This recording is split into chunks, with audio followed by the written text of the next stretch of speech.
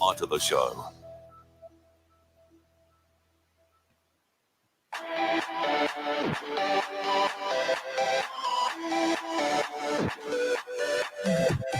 Welcome to Industry Thought Leader Podcast. Stand out, be heard, influence. Want to influence real change with your message while become known as an authority in your field? Industry Thought Leader Podcast will show you how. Now, over to your host, Anne-Marie Cross. So welcome to another episode of Industry Thought Leader Podcast. I'm your host, Anne-Marie Cross, the podcasting queen, and this show is brought to you by Podcasting with Purpose, helping you to stand out, be heard, and become that influential voice in your industry. Now, my guest today says that she is in a moment of insane, crazy courage, and you'll hear all about that in a moment. So joining me on today's show is Aoife O'Connell. Aoife is the founder of Yarnly.ai, and she wanted to do work that matters for people that care. And the first step and key to that was to invest in educating herself and through connecting with smarts in San Diego. Now, Yarnly.ai has raw purpose, not because of what they do to accomplish, or they want to do to accomplish from a technology to profit perspective, but because of what they want to contribute back and help others accomplish. Now, on today's show, Aoife is going to share resilience and backing yourself as a female founder. She's going to talk about the importance of integrity and to lead with purpose, as well as the importance of continuous learning to equip yourself in the evolving world of technology. And we're also going to pick her brain, if she'll share with us, around the technology that she's building, and particularly how we can use what she's doing to really build our thought leadership, as well as our connection and engagement with our community. So welcome to the show. Thank you. That's an intro. Look, I love what you're doing. And of course, we met at a recent event here in Melbourne talking all about the future of social media. And you were talking about Yarnly.ai. Tell us what Yarnly is. And then, of course, we're going to talk about some of the things from a female perspective, getting into the technology industry. So what's Yarnly? Yarnly is an artificial intelligence agency, and we are driven by human connection, essentially. We're all about the heart, the emotive layer of technology behind automation. So we specialize in developing a chatbot and solutions for small to medium businesses predominantly. So integrating chatbots and the technology and the future wave of communication, which is chat, and using platforms that have evolved. They've literally bolted out of the gates the last couple of years. So we've been able to use those platforms like ManyChat and ChatFuel, Mobile Monkey. You know, we do custom build as well. Build strategy for chat communication for our clients. So what got you into that particular industry? Well, I've been in social and digital for, near on 15 years, really. Started out predominantly, I emigrated to Australia. Lo and behold, was an auctioneer in my past life. And from Ireland, and GFC hit in, and of course I emigrated to escape it. I was 23 at the time, and I naturally went into fashion because that's all I could get as a backpacker, and evolved into going into the back end of e-commerce and selling clothes really for high-end stores. So looking at that point of sale and all that integration, and then fell into that digital and social space that naturally and organically grew. I think was predominantly off the back of even my circumstances from emigrating, understanding the importance of communication. And I know when I came out here, we had Skype phones. You know, it was this little Siemens phone, and in the middle had a little Skype button, and you'd press that. And my mom and dad had one, and that's how we'd communicate. And that was kind of the very first style of technology and how the evolution of people were communicating. So I found myself into social and digital and went into the corporate space, and worked as social media manager and then a digital manager in a large Australasian insurance company. And then when I was on maternity leave, I actually was made redundant in labour. That was a great, interesting milestone in my life. And in that moment in time, I'd looked at the history from a professional sense of what I had done. And digital and social was predominantly the core of that. And, AI was coming, really fast, really quick. And I knew I needed to upweight my skill set, even from being a digital native and had, 10 years experience. I was like, I need to go into this and understand what this means from a marketing perspective. There'd been many people in that industry, like really heavy devs, and being able to, build these amazing applications, but because that with third-party tools coming onto, I guess, the ecosystem, was like, right, how can marketers now leverage those third-party tools, and how can we build strategic approach for our brands, and hence kind of evolved into an agency, so I can then help small to medium, small enterprise companies leverage the new way of chat marketing, basically. And that's how we evolved. So it was really through a life stage redirect, and just kind of really engaged with myself personally and what I had to upweight from an education perspective, and went for it. Wow. So from a perspective of this industry, I mean, obviously you'd had quite a bit of knowledge and background through the experience you brought with you, but you're entering into this new environment, and I would say, I mean, it is changing slowly, thank goodness, but I would say that that industry is very much where gentlemen, guys, men, males, dominate. So what was some of perhaps the challenges, some of the things that you need to overcome? Because you're saying resilience and backing yourself as a female founder is so important. Oh, yeah. I mean, I think you just need to make your own room. I mean, there was multiple doors shut for me along my, I guess, as I progressed in a career in a corporate sense. When you're a female on your own, I guess you don't have the initial door closes because you don't have anyone with you. So you have to champion yourself from a different perspective. You have to really believe in what you stand for, how you stand for, and what you want to align with from a values-based perspective. And that's really shaped how I do business. And it's really shaped who I want to do business with. And actually, we've turned down multiple different contracts that has been approached since we launched. It was like caviar projects, could have set my family up for 2-3 years quite consecutively, but we couldn't align with the business because, they weren't ethically doing business in a way that we, as a new business, for me, launching Yarnley with very strong beliefs and anchoring back to integrity. So I suppose from a female founder perspective, I'm more emotive in how I want to do business and champion myself in that world. It is about making space. It's about opening your own doors. It is about connecting with the right people and not being fearful of reaching out to be introduced and connected. And I think that's been something, maybe it's a birth order thing for me. I'm the youngest of 5, so that I'm Irish as well, so we have that warrior Celtic and speak up amongst your siblings. Yeah, exactly.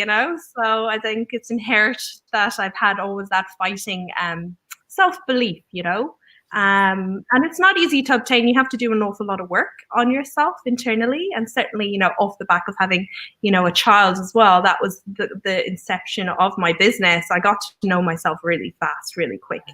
And I often say that when I had Rose, who's my daughter, it's like she broke me open and I found pieces that I never knew I had.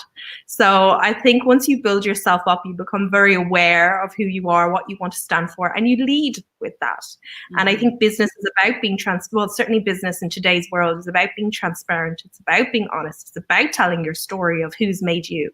And I think that's where we have the edge over large corporates that are still very, hidden behind that brand element, and they don't want to or don't know how to articulate it. I was in that world. That you are kind of paralyzed in what you can say from an independent voice. And I think the luxury of me, A, being a female, and B, having my own business, is that I can actually have very strong positions on, multiple topics on how we want to position ourselves as a business. Yes. So I think it's freed my business a lot.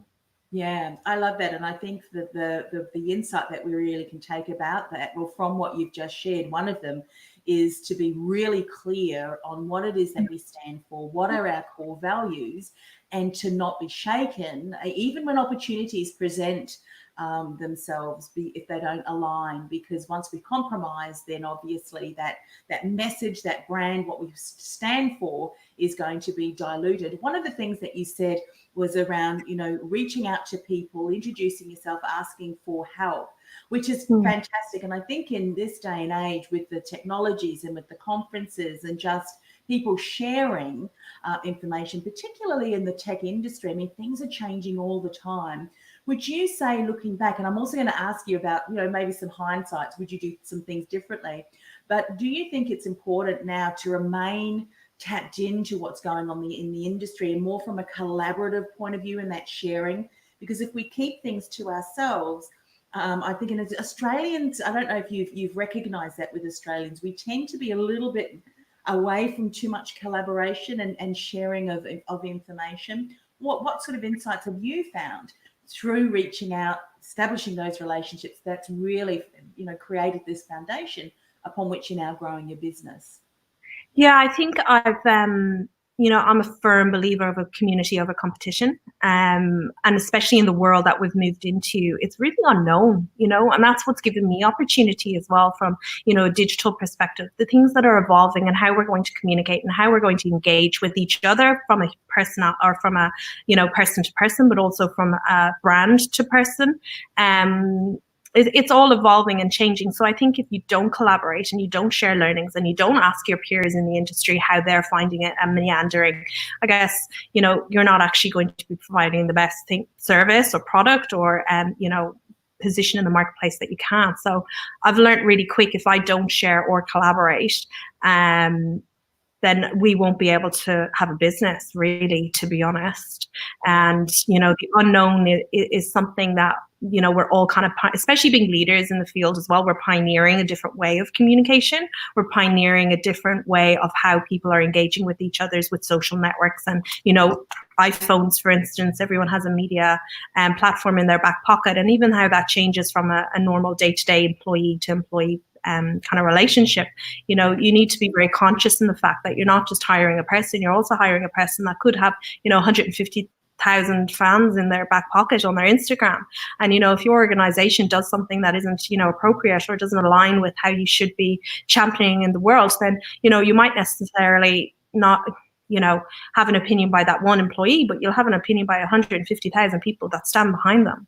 So I think even the evolution of even hiring people and how the world is moving in that trade from a monetary perspective is really shifting and changing. We're seeing the climate change at the moment. The activists, Greta, who's over in the States, and she's an activist pioneering how we can be better to this planet so our kids can have a future in it.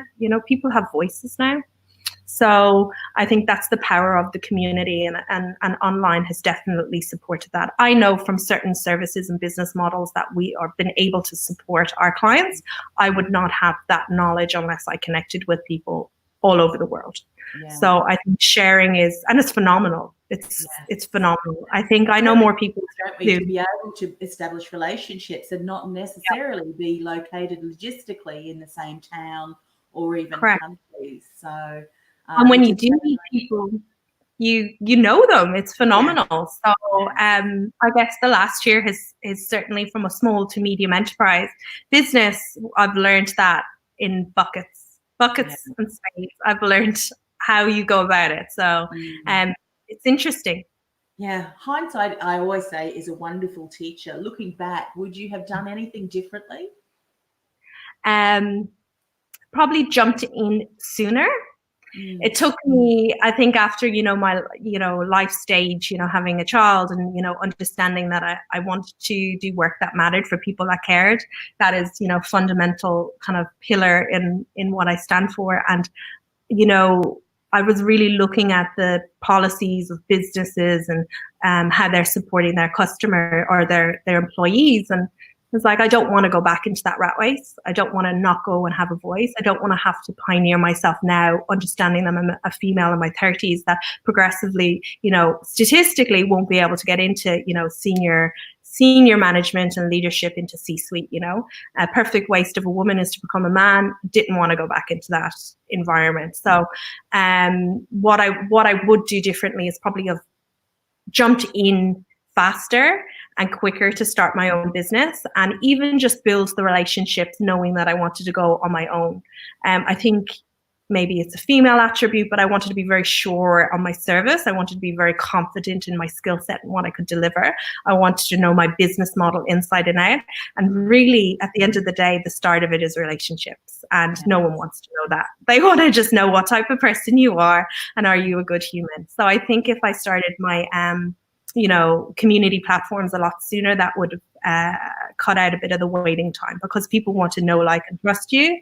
And I think they only want to know, like, and trust the person that you are, regardless of what you sell or what product you have. So I think if I had done that sooner, that would be the one thing. And also have a nest egg. So, don't dive straight in and having to rely on the income, because then that can, creep into your decision making if you are presented with a pickle of, aligning yourself with a business that potentially doesn't have the same value or purpose as you want to establish yourself, will put you under pressure.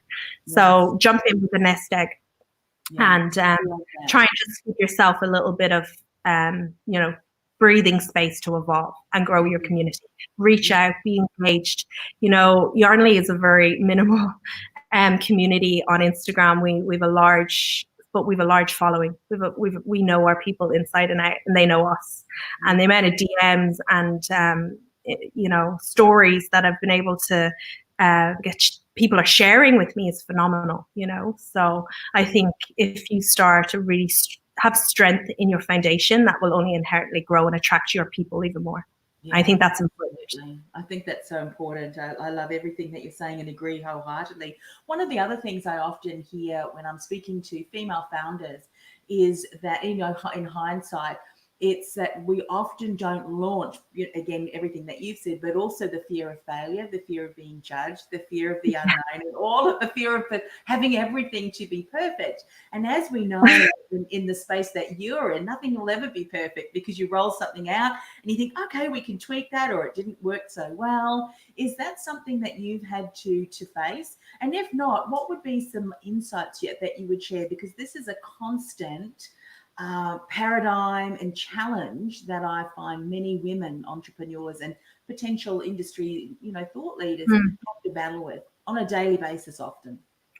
I won't lie, I was absolutely shitting myself, like, seriously, and I'm still paralyzed. I've had sleepless nights, I've had tears, I've had breakdowns, I have had, what am I doing? Why am I placing my new family into this financial instability that we don't know what's happening in the future? I think it comes back to really understanding what you want to, what change you want to make in the world, regardless if it's a service or a product. Our foundation of Yarnley is I want to employ, empower, and educate mother talent. That's our whole mission. That's what we want to do. So literally, from a tech perspective and a service layer of chatbots and AI, it's 20% of what the little piece of the puzzle that I can change in the world is to be able to enable mothers to have opportunity and to enable them to be able to have the resources to upweight and upskill. And, we're in a pivotal moment that no one knows. Well, we're continuously learning. I had to, as a digital professional of 10, 15 years, that I had to reskill and upweight my education. And I was in it every day. So we're at this kind of watershed moment that anyone can really have it. The opportunity is there. The world is certainly going to change, and it's moving really fast, and it's attainable and it's accessible. So I think it's coming back to that purpose. I know if I don't, so every client that we can get, the more people I can hire to help support our clients. So that's my vision, that's my mission, and that's the change in the world that I want to deliver, the change in the world that I want to carve for my daughter to see, and to enable women to have opportunity and not have to be, asking for a seat at the table, make their, have their own, pull up their own chair and give it to other women as well. So a natural thing I saw in my career is, you see an awful lot of females that have made it to the top, to C-suite, but inherently the struggle that they had to get there have turned them into, a kind of maybe guarded or close, that they're not actually willing to extend that. And that could be controversial, but that's my experience. So I think it's coming back to what you want to do for that purpose. And, knowing that if I, continuously go out there and, get clients that align with us, then I can pull in women, then, that's what's making it happen. worthwhile for us long term. It's a long game. And I think, you just have to understand that it's a long game and it just doesn't happen overnight, and back yourself because no one else will. And I think one of the best advice that I did, I stood back, I suppose, in the first year, and I basically went, right, I need to kind of get my head right. I had to get my mental stability right. I joined the gym. I had 5 a.m. starts. I wanted to make sure I was mentally well to be able to go into business. And that was probably the most important thing that I have done. So you can hit the ground running. So to be able to put in that structure. So, and just surround yourself with like-minded people too, no room for bullshit. No room for people that just don't see your vision. Yeah. Well, everything that you've spoken about today about, tapping into, aligning yourself with like-minded people, remaining connected to what's going on in your industry is so very important, particularly your industry, which, as you said, is constantly changing. How and what are you doing from the perspective of even looking at opportunities, foresight, what could be happening down the track? Leading so that you continue to lead to a certain degree and be that voice that other people look up to or see, what's happening in that space. Are there some key things that you implement? And if you do, what are they, so that we can kind of, look at and see, well, these are some of the things Aoife's doing. How can we remain at the forefront of our industry? Yeah, it's a really interesting question, that, because I think everyone's on what's the crystal ball, what's going to happen, what's consumer behavior, what social network should we go on, what strategic strategy should we have? And it's very straightforward. Facebook have a developer conference every year called F8, and they tell you what they're focusing on. ManyChat, for instance, we build on ManyChat for chatbots. They tell you what they're focusing on. So it's actually being, a part of the community that are developing the platforms that people are on at mass and understanding what their focus is. So then you apply and learn the strategic approach. And that's what we've done. And that's how I've gone in on Facebook Messenger and chat marketing, because I know the overarching strategic approach of Facebook is that they're pivoting their consumer base into a private environment. So if they're pivoting billions of people into this. Facebook is doing it. There's got to be something in it, isn't it? Well, exactly. Yes. Yeah. So we build off their strategy. We look at where our people are, and we will build accordingly. And it's not just Facebook, it's WhatsApp, it's Instagram DM, it's really what the mobile is doing in itself. So how people are behaving is incredibly important. So consumer behavior is something I watch very, very vividly. And, from a business perspective, if consumers are on it, well, basically people are on it, businesses follow, because they want to penetrate that message to the market. Yeah. So that's how there's literally your strategy is outlined for you if you look at the players that are basically, building the road. Yeah. What are they investing in? Where are they pivoting towards, and to remain tapped into that? Let's talk a little bit more about, some of the things that you are starting to see, because I think, if, as aspiring thought leaders or people who are watching and listening to this, they want to position their message out there, build visibility, but ultimately build relationships. And I think when anyone in business forgets that they're in business to build relationships with human-to-human connection, I think then you shouldn't be in business, because it's all about relationships, which is something that you've said time and time again throughout your interview. Share a little bit about, with the chatbots and so forth, because I love the way that you've said that you bring that human aspect of the relationship back, because some of the misunderstandings of say chatbots is that that is not really human to human, but you're using it as in a way in business to help nurture the relationship, to help build that know, like, and trust. So talk a little bit more about that, because I think this is quite a new territory for many, even though chatbots has been around for a little while. Yeah, absolutely. And I think, people have been exposed to it, from multiple different layers, from telecommunications, and, they've had engaged mostly in probably a not so great experience. It's probably been quite frustrating. I've heard multiple large telecoms that have had it and people have bad experience. So they're like, oh, we don't want to or engage with that type of strategy. But I guess where we've come from the last 12 to 24 months is that this middle layer of capability with third-party platforms like ManyChat and Chatfuel have really been able to enable us to have the tools to elevate the strategic approach. How we can work from a one-to-one human layer is we can have the back end that will scale that messaging, but we can tag that experience. So for instance, if you came and had an experience with a bot that we've built for our brand, then you would have potentially a completely different one than I come into that experience, because we're able to identify their needs on a one-to-one basis and then be able to bring them through that experience. So chatbots are incredibly powerful. What we need to be aware is that we need to keep that brand and that human dialogue very relevant. We don't want to go into a space of really automated messaging, but we want to be transparent that this is a robot as well. And I think by introducing creative kind of experiences for the user, that really helps to break down that automated response. So now we can put GIFs and we can put floating balloons and hearts and music and videos. It really gives a brand a personality through an experience that is individual to that one customer, and that's incredibly powerful. We've never in marketing or in communication before been able to do this ever. We have never been able to break this down in a one-to-one personalized experience.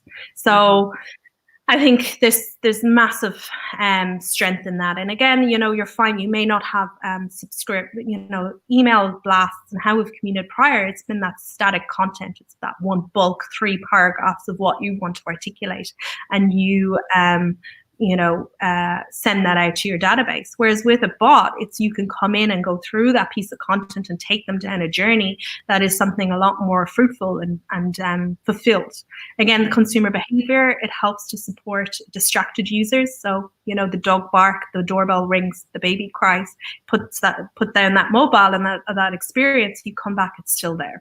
Yeah. So, from even that, we've integrated website chat, like drift bots and organizations, and have had value within that and still very relevant. With the chatbot, the user virtual agent doesn't drop off. They're always going to be there. And again, we can respond and communicate back out to that person to re-engage them, So it's excellent for, e-com is a great example for abandoned cart, So we can reach out again and engage that user back in. Podcasts are a wonderful one because we can reach out and say, hey, our episode is up and live. This is a snippet from it. This is an audio. This is the background on Aoife. This is all her social links, in this really engaging, capability, and then we're leveraging off Facebook Messenger, where there's 3 billion people on that platform that communicating on a platform with their friends and family. A business can go in there and be able to help support that basically get that audience to engage with them. So it's incredibly powerful. And it's not broadcast en masse, it's one-to-one personalized at scale. And that's the thing people need to get their kind of head wrapped around. And I suppose that's what we're here as an agency, to be able to map that out from a strategic sense. And really take it to the next thing, isn't it? To strategically map that out, because one of the things that you were saying, that when you are speaking with someone via the messenger bot, it is tailored. So you might ask a question, or the bot asks a question, and depending on how that person engages and answers, something else happens. So what I love about that is that there's a two-way relationship. There's little mini actions being taken, and it really, from a consumer's point of view, when you're reacting, when you respond in such a way and someone gives, this bot gives you an answer, it's, and the relationship continues to build. And then I'm sure there is a point in time where you say, well, from there, now a real human gets involved, or whether it's someone making an appointment on your calendar or whatever is the natural sequence. Do you find that businesses who may have adopted some form of chat and who've said, well, it hasn't really worked, it's because they haven't mapped out the proper strategy first? Yes, 100%. 100%. 80% of the people that we bill for is that they've dipped their toe in. It's a very accessible area to get into. It's like Shopify. You can go and build a website, but can you build, or WordPress, you can go build a WordPress, but do you want to look under the hood and consistently build to the changes that are happening? Or do you even know what to build under, the plugins and the strategic approach of your overall marketing funnel? So we work with large percentage of companies that have had a simple bot, but they know the value of it. They can hear, the noise about it. They can see the results, but they don't know how to get there on the yellow brick road. So we come in, we assess, we, basically strip back that strategy or upweight the strategy and ensure it comes back to data and tagging and identifying that customer every time they come to you. So if they come to buy something, or they come to complain, or they come to compliment, then you have a complete 360 profile on that user consistently, and breaking that down into their wants and needs. Then you go a step further and understand their life stage. Are they going into parenthood? Are they coming out of parenthood? Are they going to sell their property? Are they going to buy a property? Whatever that looks like, then you merge that layer on top. So it becomes incredibly sophisticated and very tailored for that business, and really valuable. And you just need I suppose the luxury in my experiences, I have had that pre experience of digital and mapping out funnels and social and that engagement. So that's how we can be able to help support, the marketing strategic approach already, and then overlay it with a bot that makes sense. Yeah. Because it depends on what you want to achieve from a business result and a goals. Is it leads? Is it sale? Is it customer service? Is it just nurturing that customer to get them up to the top of funnel? Like, bots can do multiple things, but you need to have the right strategic approach. And again, a large percentage of people have experienced chatbots, but it's been at a very high level from an organization that has had legacy systems that maybe digital deploy the bot, but they can't speak to marketing, and then customer service wasn't involved, and then there's this kind of transient not really end-to-end experience. Whereas with a small to medium enterprise adopting third-party tools, and we can move really fast. We don't have the political landscape that we need to maneuver.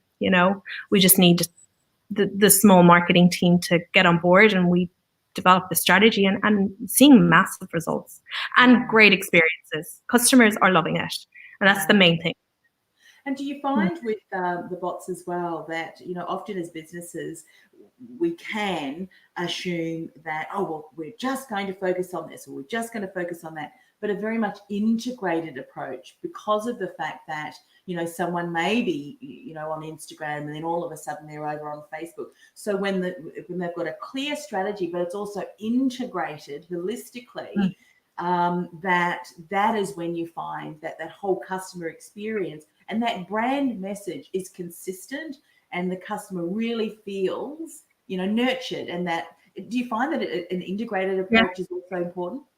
100%. So we're on a model of interoperability. So interoperability is basically the back end of Facebook, Instagram Direct, which is the DM, and WhatsApp is actually merging into one utility probably in the next 6 months. So again, that interoperability, that's where they're heading. That's where if you go to WhatsApp, or you go to Instagram, or you go to Facebook Messenger, you can actually have one conversation on the 3 platforms. As you can imagine, that amount of people that are in that sphere is huge. So that one-to-one communication will be supported with a bot, and it can be supported very easily from a strategic approach at this layer. And you have to have that common thread. And again, that can plug into your website, so you have that same utility there. It can plug into your Facebook ads, it can plug off your email. Email is still very important, because actually even ManyChat has just introduced email integration and SMS integration. So again, if a user comes into the bot and they want a Facebook message and then they stop that conversation, then we can trigger an SMS that can go out and re-engage that customer. Then we can trigger an email that will go out and re-engage that customer. That's never been done before with the same messaging in one hub. So it's really interesting, and that's just launched in the last 3 weeks. They had their conference. Apps and those third-party platforms actually start to work together, isn't it? Because I think that has been in some instances where the difficulty lies. I've known, because I've had some integrated parties, tried to integrate them. But then when one changes or updates the system, it throws everything else out. And it's like, oh, you want to talk to, you want to have those platforms to talk together seamlessly.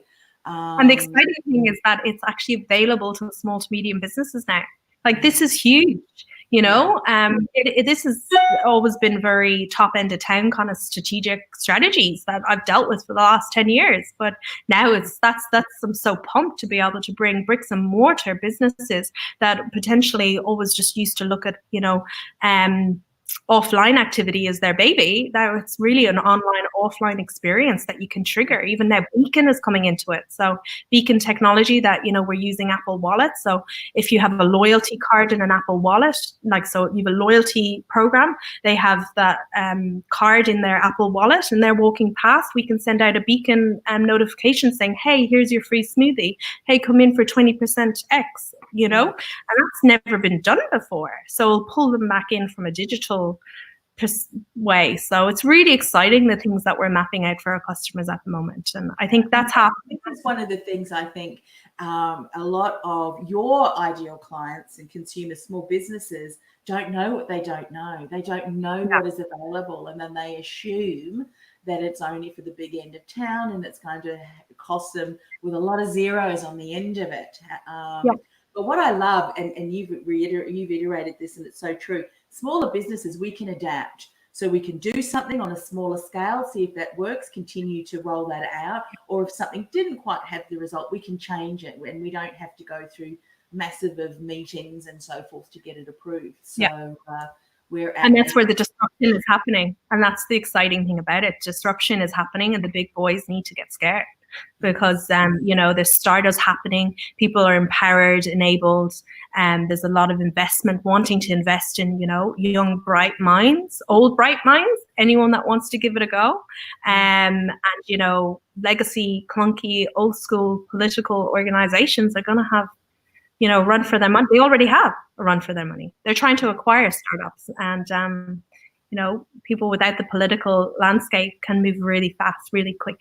Yeah, which is fabulous. So share, please, Aoife, how can people find out more about you, about everything that you spoke, Yarnley? What are all of the best ways to connect?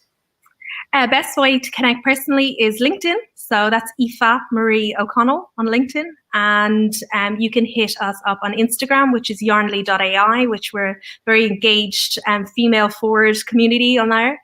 And yarnley.ai is our website. So reach out. I love to connect. I love to support. And share anything I can to help you and your business excel in 2020. Fantastic. And thanks very much for coming on the show. Thank you for having me.